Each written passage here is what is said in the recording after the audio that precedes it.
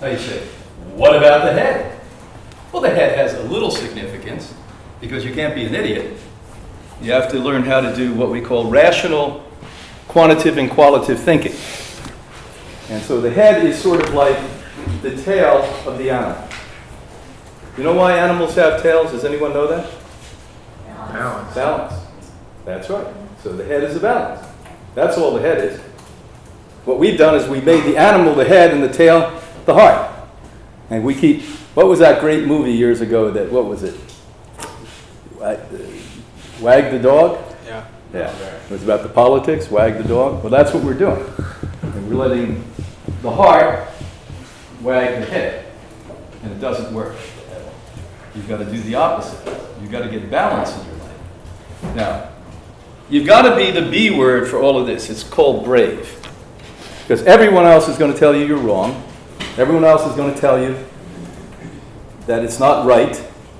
People are going to say, once they see you excelling and getting happy and being productive, that you're vain.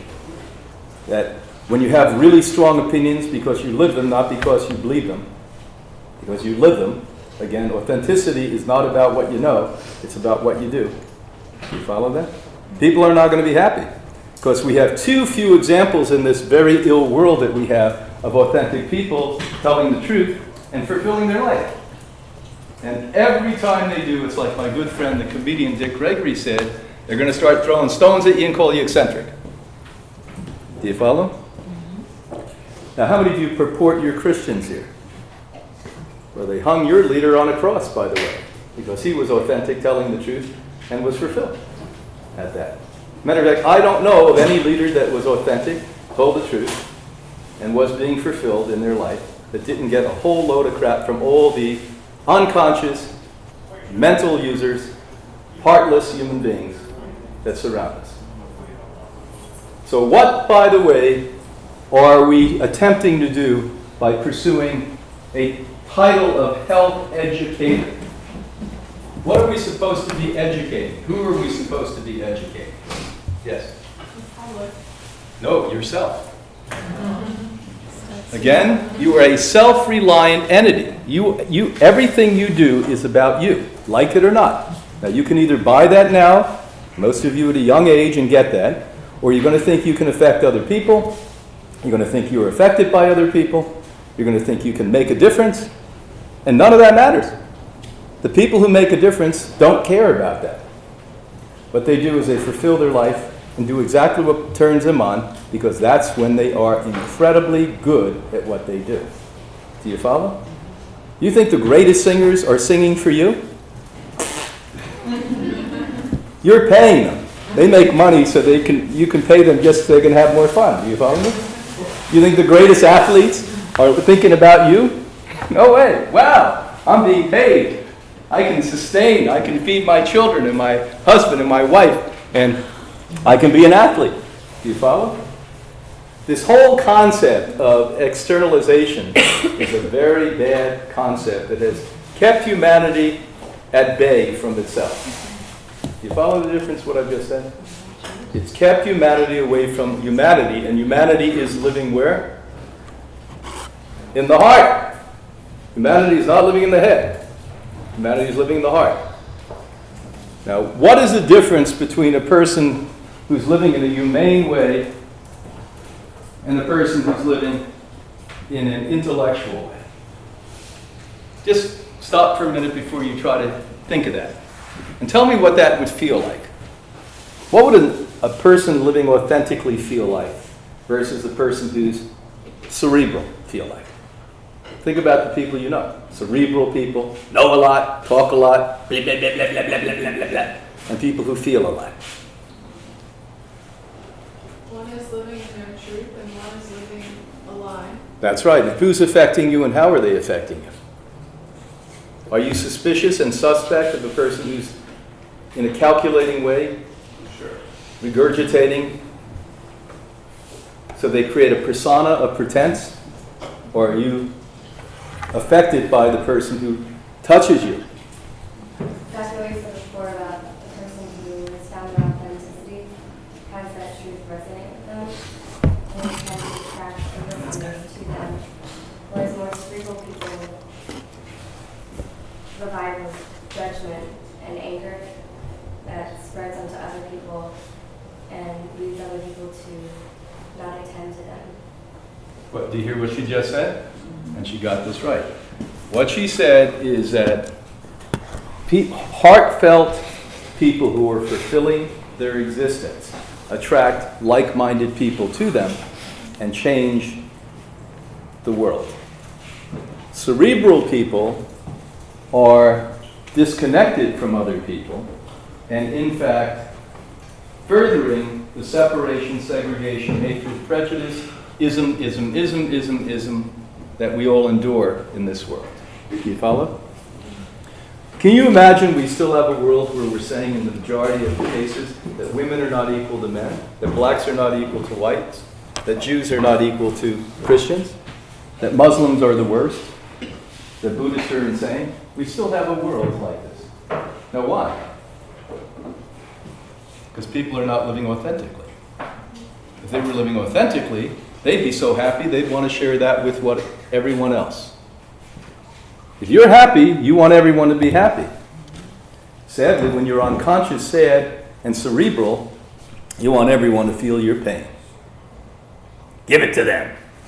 Come on, let them suffer a little bit more.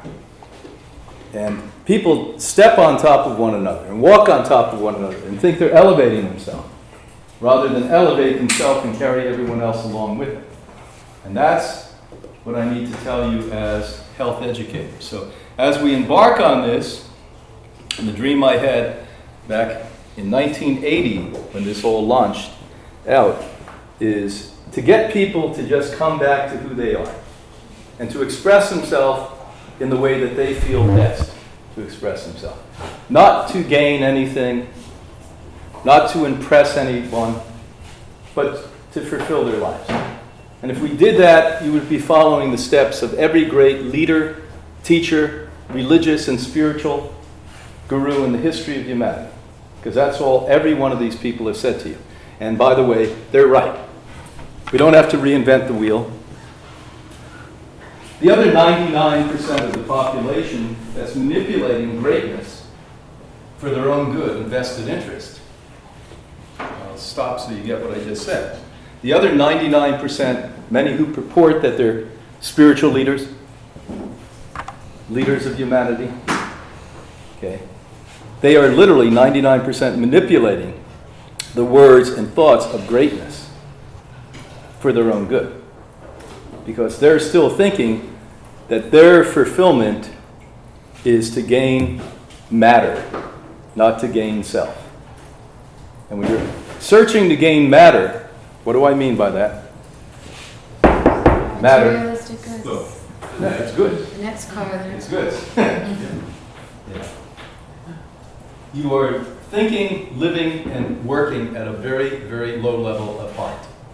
You cannot have a high level of heart, a high authentic place, if what you're thinking about all the time is that. And we need that. But once you get this, that comes easy. That's the easiest thing in the world to get. Hardest thing in the world to get is yourself, if you don't like it. Remember what we spoke about on Friday in class? We said, the biggest problem you have with what we're talking about is it starts with a T, yourself. You know what? Trust. And why don't you trust yourself? Self-respect. Think of all the mess you've pulled off. Your whole life you've worked really hard not to do what you should be doing, not to be fulfilled. And why? Because when you're not there, when the core self is not there, you're playing the game that they tell you to play. You're following the rules. You're following the rules. And there's nothing wrong with the rules. We need rules. But the reality is never take the rules serious. Just like there's nothing wrong with religion. Just don't take the leaders serious. Do you follow? It's a mess they make out of this stuff. That's the problem. Nothing wrong with education, as long as you don't get caught up in the theory of education. Just pick the cherries from the education. So, what did we just say, and then we'll move on? We said that the 3 commandments of becoming a humane, productive, happy, successful person is the number 1 commandment. Number 2, And number 3? Now, if you follow those rules, this program is going to go very well for you. And by the way, when you leave this program, your life is going to go very well for you. And your career is going to go well for you. Everything will go well for you. But if somehow you get lost, which is easy to do in this world that tells you, look here, this and that, do this, do that, think this, think that, what's the latest, what's the greatest, you're going to get in trouble. Because you're not coming from a place, the number 1 commandment of authenticity. Now, we are going to be subject to knowledge all of the time. It's just what you do to process the knowledge and employ the knowledge. Do you follow? You know how many people I know that know an awful lot? They're like walking encyclopedias, they do nothing. They just are walking encyclopedias that do absolutely... What is the last thing you've contributed? I ask. Well, I've read 10 books. Well, great. Now, what are you going to do with those books?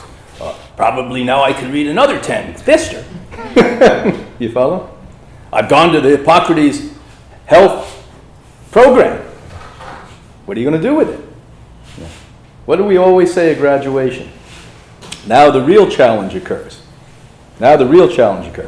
Who cares if you've gone through the program? I'll give you a gold star. Okay. And go do something. Go do something with it. And inevitably in the next few months, the people who graduated Friday, I'm going to get letters or calls, and they're going to say, the program's not working. And I'm going to say, inevitably, which I've done thousands and thousands and thousands of times, by the way, are you doing this? Well, most of the time. Well, by the way, you're doing this? Some of the time. You follow? This? Not at all. You follow me? Because if you're not authentic, it's easy to forget truth. You get that? Easy to forget what's really happening. And that's as simple as it is.